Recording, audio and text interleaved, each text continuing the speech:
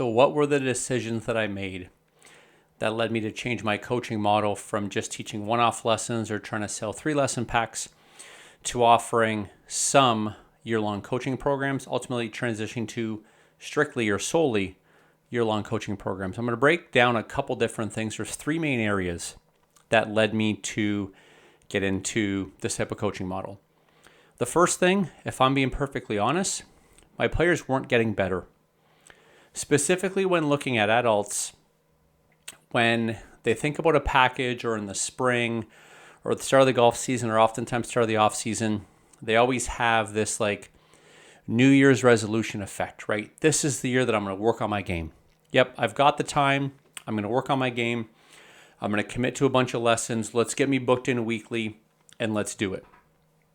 And they always say that. And in my first couple years of teaching and coaching, the thing that I realized was even the players that told me that they were all in, that they wanted lessons every single week. If I'm looking specifically at adults, when I went back and looked at my previous couple years, on average, the adults I was seeing the most, I was maybe seeing 7 to 11 times a year. That's how many lessons they were taking. We might have had some weather, vacations, golf, all those things, like the excuses started to pile up. But the problem was with my model is that they would come in and they would buy 7-lesson package for X amount that never expired, and the accountability to get those hours in was never there. And when I kind of looked back and I thought about it, I said, if I look at the scope of an entire year, is 7 hours on the driving range going to help that player improve? And honestly, the answer was no. And I just feel like I had too many players that were not getting good enough relative to how good they could get. Now, when I looked at juniors or developing players, if we look at the scope of them trying to become a high-level player or them trying to become a college athlete or a scholarship player, again, there's so much more than time on the driving range.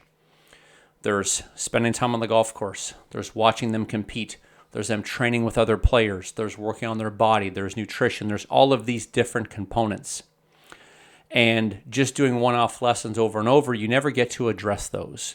So when I looked at my 2 main buckets, when I looked at adults and when I looked at juniors, I knew that juniors needed a much bigger holistic approach. And when I looked at adults, there was 2 main things. They never end up spending enough time on their game, and we never got off the driving range. So that was the first thing. Number 1 reason why was that my players were just not getting good enough. Number 2 is I wanted to maximize my time and the amount of money that I could make. And I'll give you a breakdown of how I decided on how many hours or different things like that. At the time when I launched my coaching program with the club that I was working at and the commitment that I had, I looked at the entire year. I looked at all 12 months. And there are some important things that I think we need to consider. I knew things like 2 weeks at Christmas I wasn't going to teach. March break. Usually the first week of summer or the exam season for players. Like those were things we had to consider. Holidays were things where people normally travel. And then my club commitments, right? Club championship, member guest. I looked at all those things and all those dates. And what I decided to do was I looked at, out of a 52-week year, I called what I had 40 uninterrupted weeks.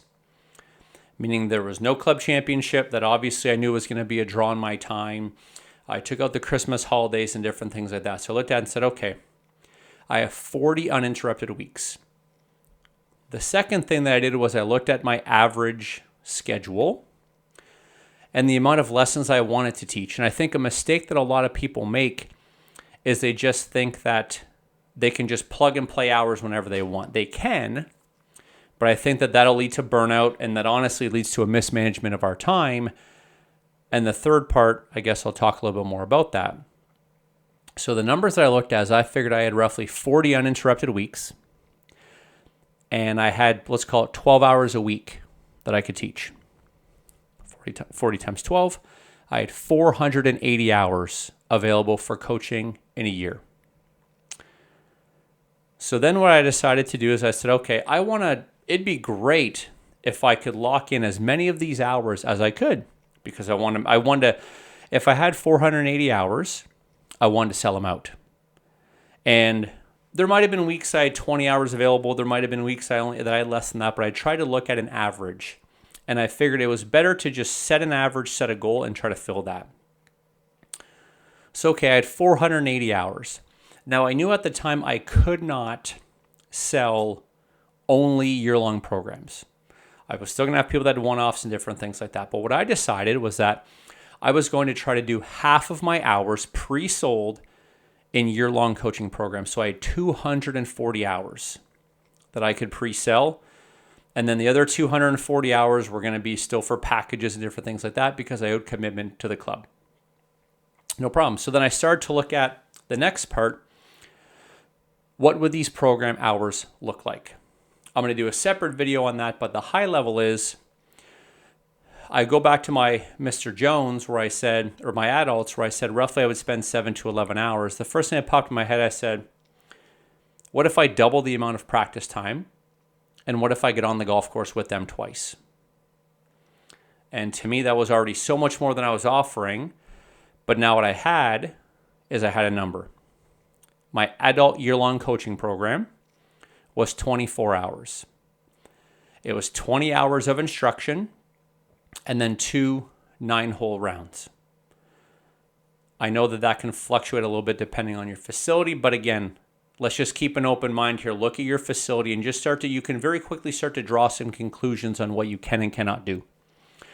I looked and I said, I want to see my players play at least twice, and then I want to spend double the amount of time with them. 20 hours doesn't sound like a lot, but again, if I look at the 40 uninterrupted weeks, that is every other week, every single time. There is no skipping there, right? And I think what I started to notice with some players, I ask a lot of my players, or adults especially, when 20 hours, they didn't think it sounded like a lot. Until the end of the year, they go, wow, like we saw each other a lot, which I think is an important thing. Look at how much time you actually spend with players. And don't say, oh yeah, I see Johnny every week or I see Tim every week, because that'd be 52 weeks and that's very unlikely. So my adult program was 24 hours. It was 20 hours of instruction, and that would be driving and shipping, putting, all those things, and then 2 times on the golf course. What I did for my juniors was I had a junior performance and a junior development. Junior development was, we'll call it more introduction to competition. And then junior performance was more kids that were actively competing.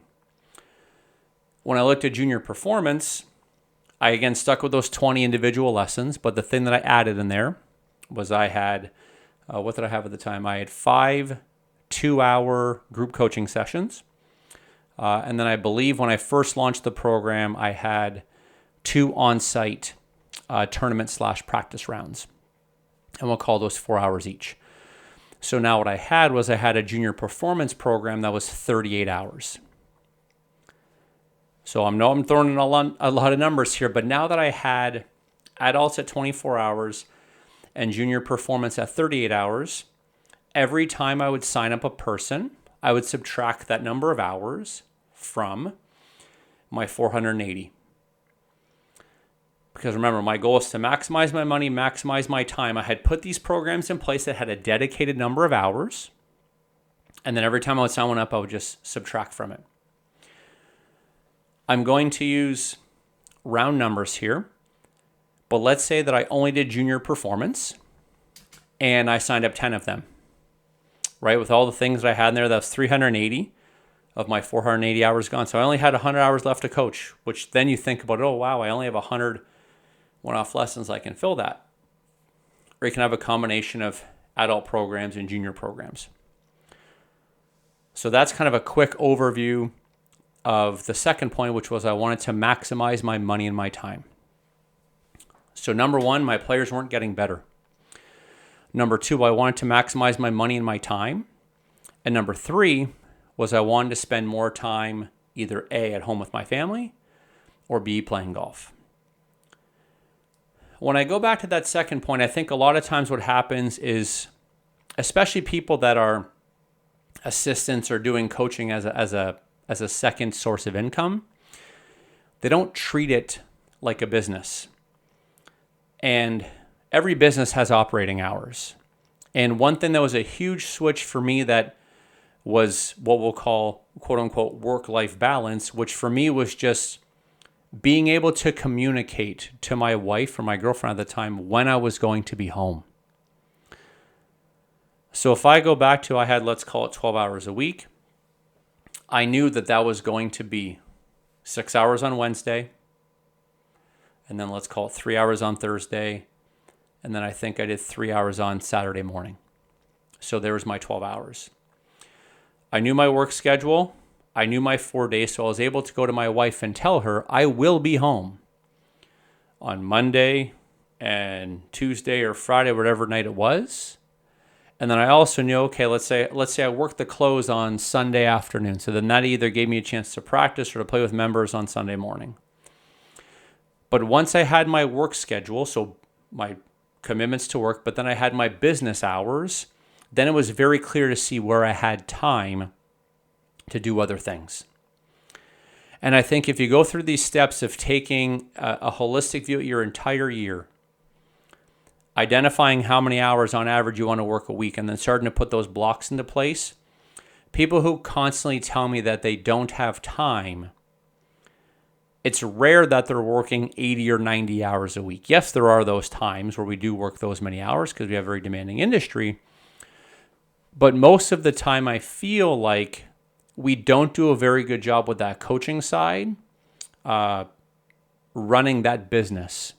And what I mean by that is, let's say you work open till 2 and Mr. Jones or you don't book your first lesson till 3:30, right? Or someone says, oh, I can't make it until this time. One thing that I realized as I started to have these pre-blocked times, and when someone said, hey, can I get a lesson on Monday or Tuesday?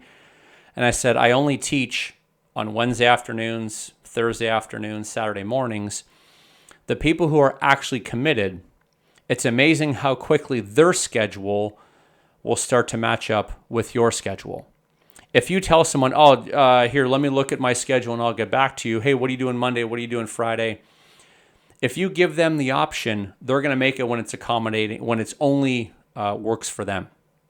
And I know that there's a balance, but so many coaches fall in the trap of, they say they don't have any time. They feel overwhelmed. They feel burnt out.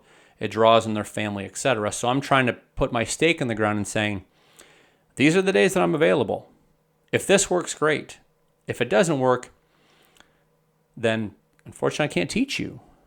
And I know that clubs have schedules that fluctuate. And again, we've got those blackout week member events and stuff like that. But I believe in most scenarios, you're getting your lessons or you're getting your work schedule a couple weeks at a time, maybe a month at a time. And I also think depending on your situation, you're able to go to your club pro, you're able to go to your general manager and say, I'm trying to maximize the amount of time I have available to teach members.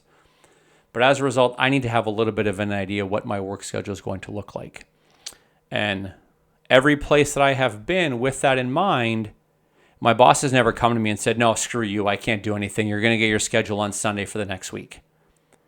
There's always there's always an accommodation that can be made there. You just have to ask. And if you put your business hat on, you're trying to run a business, you're trying to maximize your money, and you're trying to maximize your time away from the golf course with your family. So those were the 3 things that led to my decision, and we'll call part 1 or intro into why and how I changed my coaching model. My players weren't getting any better.